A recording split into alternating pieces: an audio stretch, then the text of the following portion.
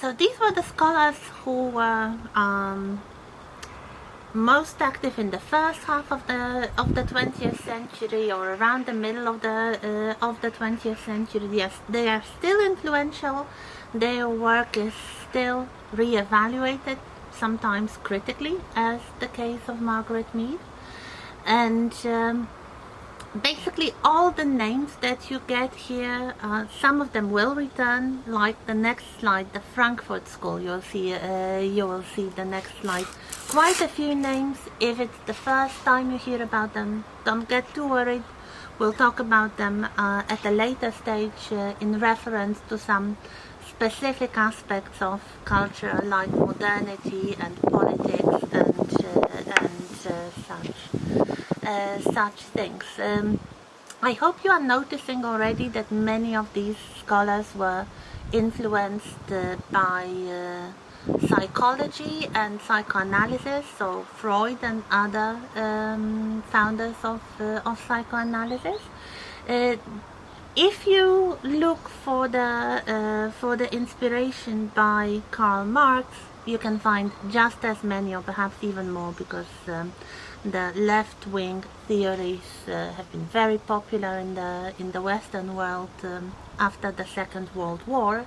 And the reason for this is a group of scholars called the Frankfurt School, the founders of what is generally together called the critical theory. Some names, not all of them, but some are here: Theodor Adorno, Herbert Marcuse, Max Horkheimer, Walter Benjamin, and Erich Fromm. They were all based in Germany. Most of them had some Jewish descent, so when the Nazis came to power and the persecution of Jews started, they had to escape from Germany. Most of them escaped to the United States. They worked at universities there during the war, and some of them even stayed after the war. So they wrote in English. This is an interesting and important fact that guaranteed their success.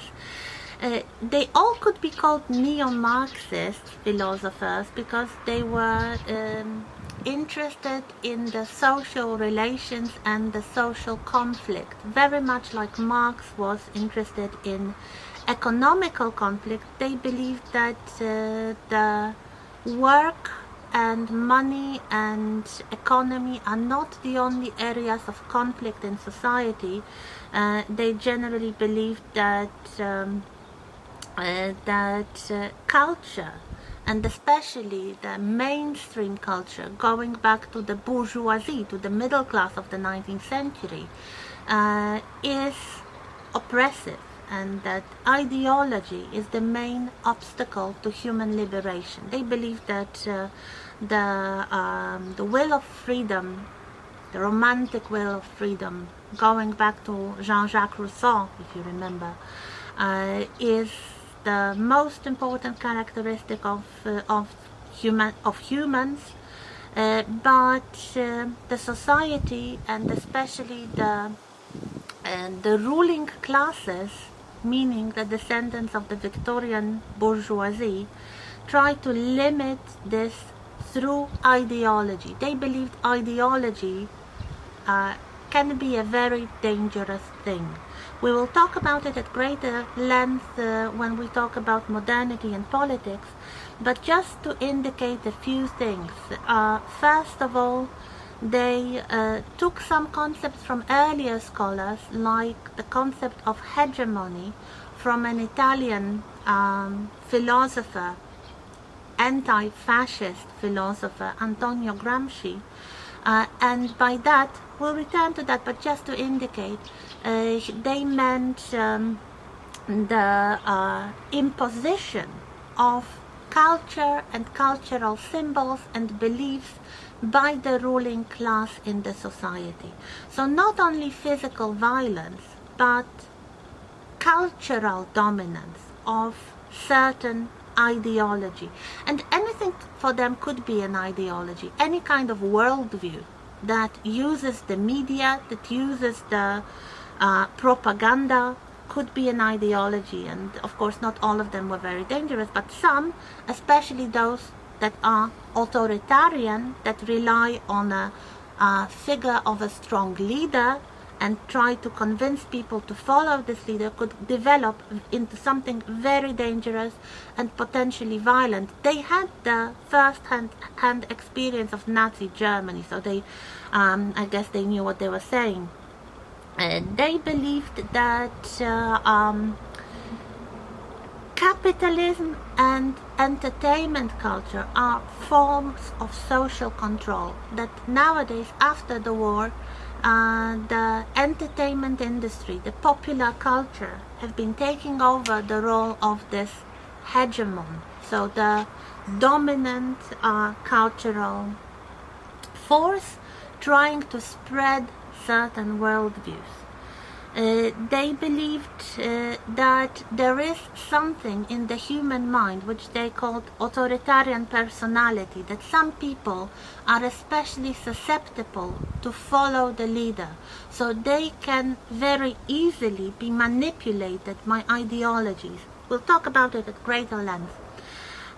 They believed also in free sex. They probably liked Margaret Mead very much. They believed that sexuality is the area of freedom that is most repressed by the society, and they generally believed that it should be forbidden to forbid, that people should be free, they should choose what they like to do, and especially traditional institutions such as religion or traditional family, patriarchy, they are oppressive and they should be overthrown. They believed, like Marx, that philosophy is not really to understand the world but to change it.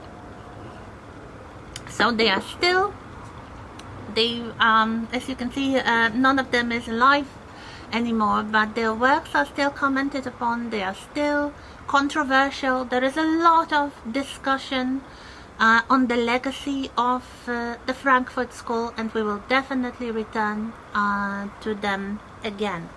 A few more names. Two Americans, Marvin Harris and Clifford Geertz. So let's start with Marvin Harris, an American. Also, you might say he was influenced by Marxist view of the world, because what he called his theory was cultural materialism. So he believed that the most important aspects of culture are material, or they basically grow up of material reality.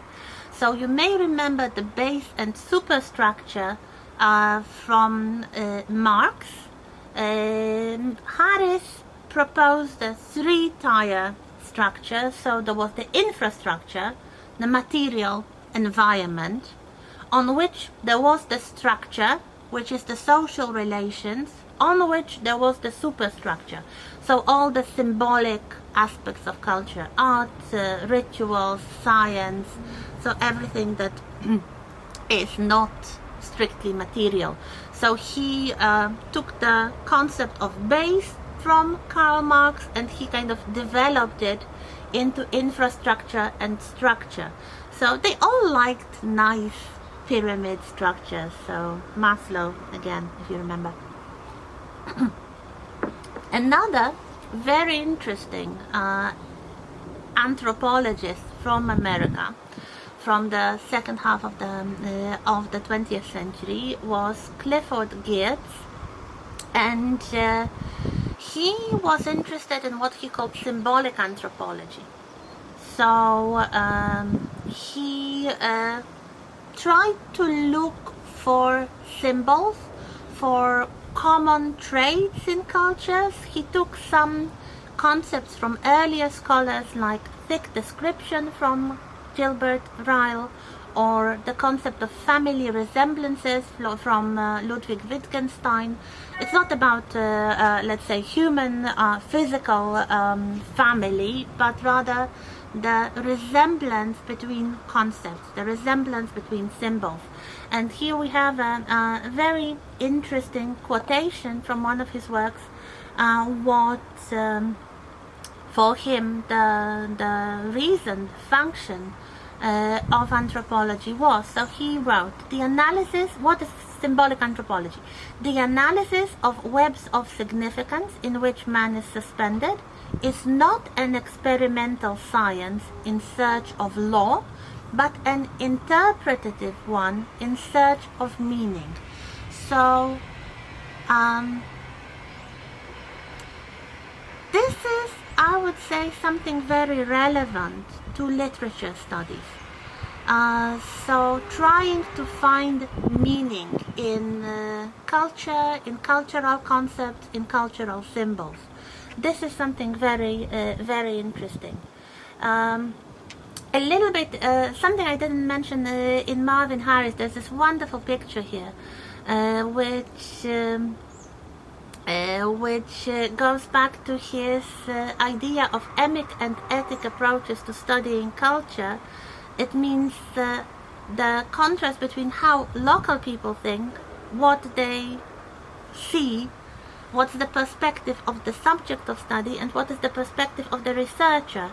So the kind of scientist-oriented view of culture. And here we have the image of 6 men touching an elephant. This was the story, the traditional story from, I think, India, that he found, and he loved it. He thought this was something very true about culture and about the differences between what people think about their own culture and how the perspective of the scholar can help. So here we have 6 blind men finding an elephant and trying to describe the elephant. And if you look at the first man, he just touched the trunk of the elephant. So he said, well, the elephant is an animal which has kind of a long shape, long, fairly narrow shape. Then the other ones found the tusk of the elephant, so it's kind of pointy and hard. The other one found the ear of the elephant, so kind of big and flappy. So as you can see, it all depends which part of the elephant you were discussing, but none of these men could see the entire elephant. You need somebody with eyesight to really take those parts together to notice that none of the participants is lying. They are all saying the truth, but they only see different parts of the whole. So that's really the difference between the emic and ethic approach. And then we have another very important scholar, a French scholar called Pierre Bourdieu. And to some extent he was also inspired by Marx because he liked the word capital. But not only the economic capital, not only money as Marx would propose, but especially for Bourdieu, the social capital was the most important thing, the social and cultural capital. So not only what you possess, but also more subtle things like what you know, or what is your taste in art, in manners, in clothes, in music, in cars, what kind of education you received, what kind of books or films or paintings you like. This is all part of your cultural capital, which can give you like a few extra points in life or subtract a few extra points if you do not follow the kind of cultural taste that is highly valued in your culture. He introduced a few terms into the study of society. For example, habitus, which is the acquired system of dispositions. So some sort of schemes, systems of perception and action. So what people develop as patterns of behavior. He introduced the concept of symbolic violence, which means the imposition of symbols. It's related to cultural hegemony, but he perceived it a bit more dramatically, let's say, than Gramsci. So for him, the dominant culture tries to impose their ideology through imposing their symbols. He called it symbolic violence.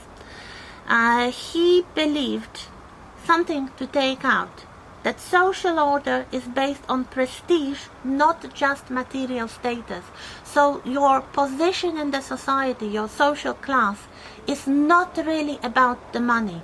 It's about money and culture. So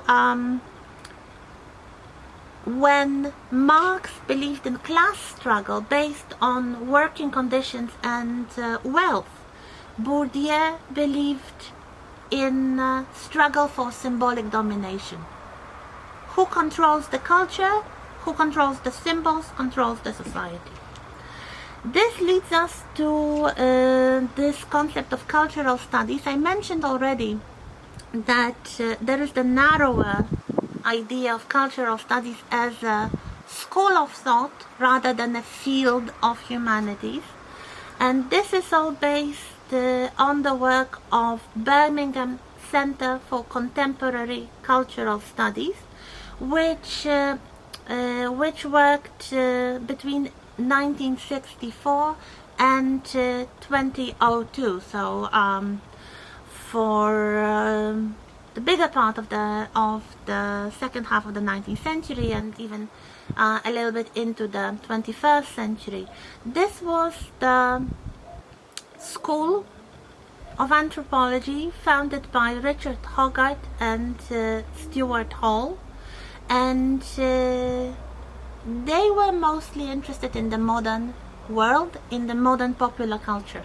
Things like globalization, feminism, post-colonialism, cultural consumption, and generally popular culture, popular music, fashion in clothes, fashionable leisure activities, the countercultures, the youth cultures. So all these things, they studied it. They were one of the first groups to really go and study contemporary popular culture rather than something exotic and far away and culturally different.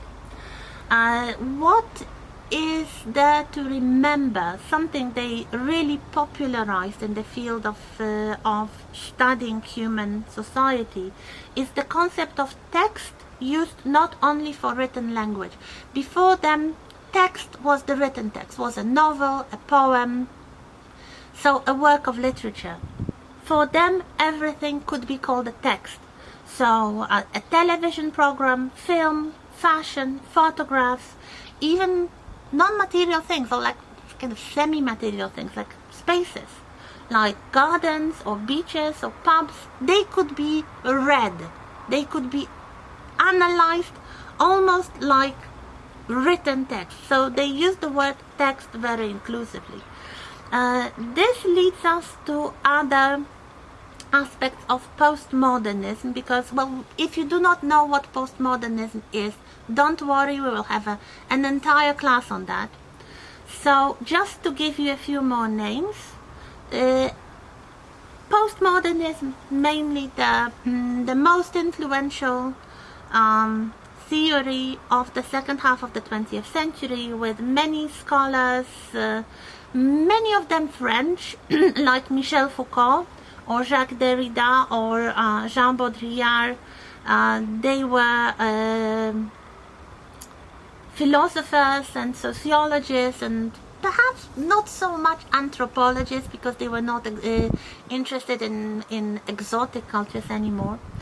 One of the founders of postmodernism was Richard Rorty, the scholar who introduced something called the linguistic turn. So he believed, like many of postmodernists, that reality is knowable only through language.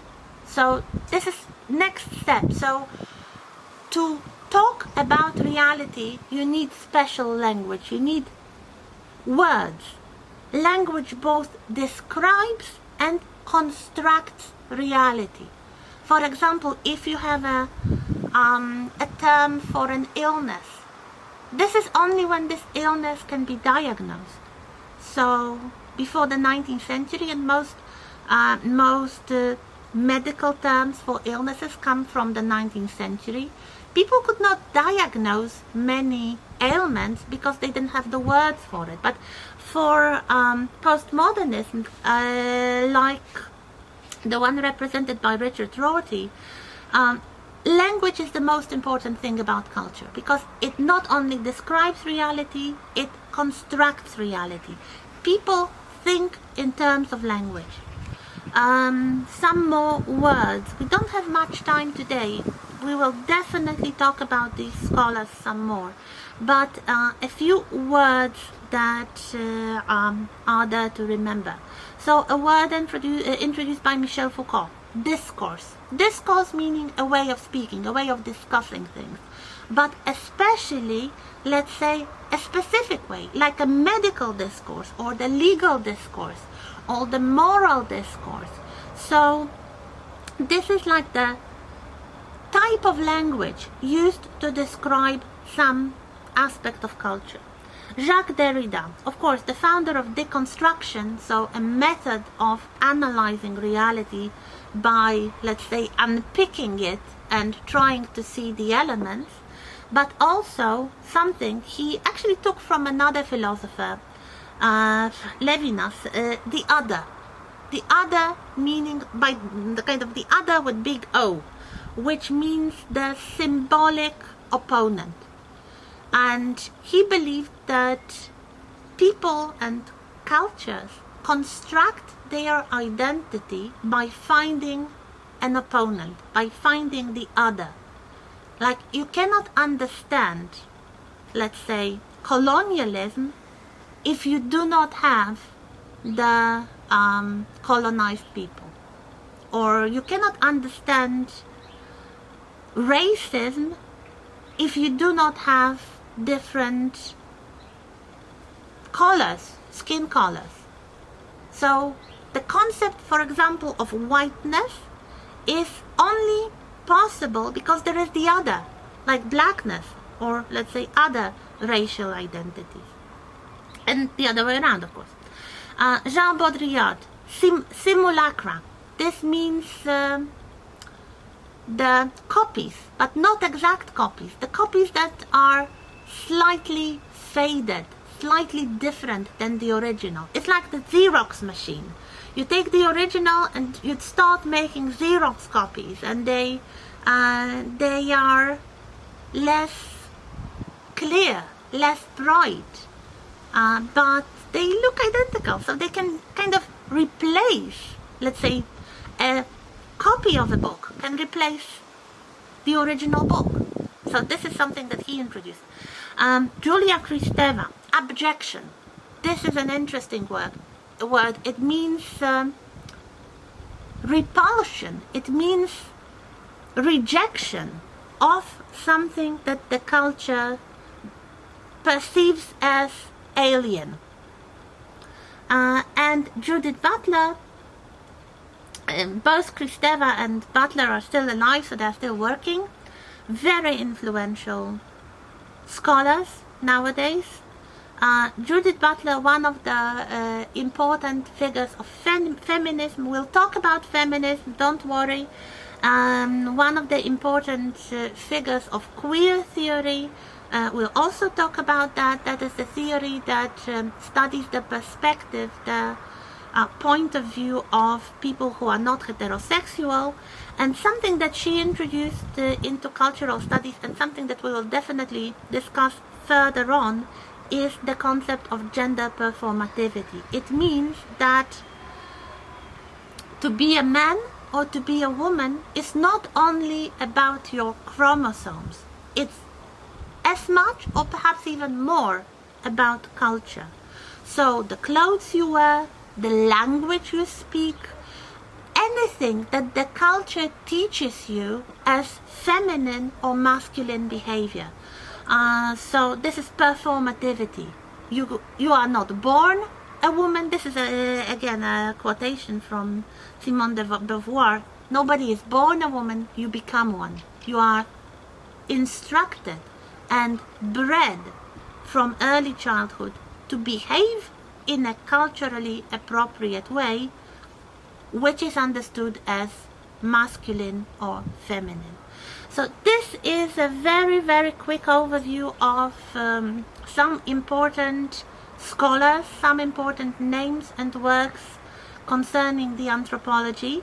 And next week we'll start looking at specific aspects of culture. So we'll start with material culture next week. Thank you.